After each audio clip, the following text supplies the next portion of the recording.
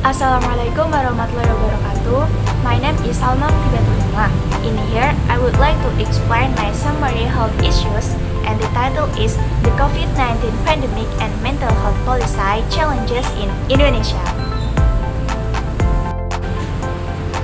The COVID-19 Pandemic and Mental Health Policy Challenges in Indonesia. Mental health problems that arise as a result of the COVID-19 pandemic can develop into long-lasting health problems. Public health emergency status by carrying out social restrictions, self-isolation, or quarantine, as well as restricting people's movement will affect the mental health of the community. In most developing countries, mental health problems haven't been prioritized when compared to infectious disease. Currently, billions of people around the world have been affected by COVID-19 pandemic, which has had a devastating impact on people's mental health. So, the countries around the world should pay more attention to mental health. The COVID-19 pandemic situation has prompted a more serious discussion on the issue of mental health services as one of the most important issues in the world and has a broad scope. World Health Organization has identified mental health as an integral component of the response to COVID-19.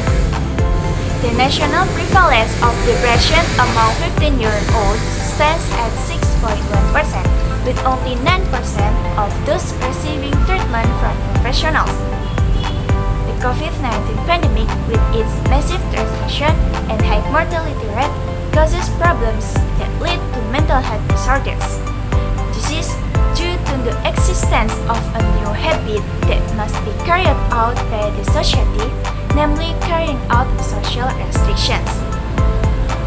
In addition to having a direct impact on medical and health workers, the increase in cases of mental health disorders is also felt by the society, with various problems that often occur, including symptoms of anxiety, depression, and trauma due to COVID-19. Stress and trauma to health workers are also important issues in Indonesia. The potential for depression and suicide in medical and health personnel should also be a priority. Apart from that, stigma and discrimination are another part of the job risk that must be borne by medical and health personnel. The stigma and discrimination has long-term risks to health. Based on the 2018 Basic Health Resources or Risk Test, it was found that 14% of families were self-isolating, with 31.5% doing so in the last 3 months. World Health Organization data in 2017 showed a psychiatrist rate of 0.31, a mental health nurse rate of 2.52, and a social worker rate at 0.17, all per 100,000, confirming the lack of mental health resources in Indonesia. Since the enactment of Law Number 18 of 2014 concerning mental health, a number of problems, but in the formulation of several derivative regulation and local government support haven't been resolved. However, there are several government preventive efforts to overcome the impact of COVID-19 pandemic, especially on mental health.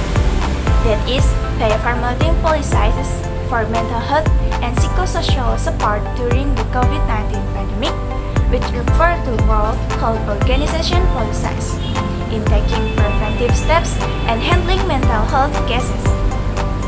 In an effort to intervene in mental health programs during the COVID-19 pandemic, it is important to involve the community.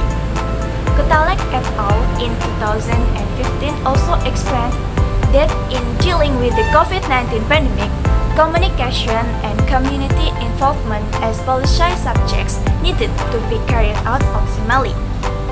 Therefore, The Ministry of Health initiated the Desa Siaga program, which was launched in 2018 and aims to increase the readiness of shelters and capabilities on willingness to independently prevent and overcome health problems, disasters, and health emergencies. This based on Ministry of Health 2018. Based on the various COVID-19 mitigation policies and a number of protocols implemented, the government must continue to expand mental health service efforts, especially during the COVID-19 pandemic, and ensure that these efforts can run optimally for the people of Indonesia. Well, that's all about my summary about health issues. I'm sorry if there are some mistaken when I talk. Thank you for listening and wassalamualaikum warahmatullahi wabarakatuh.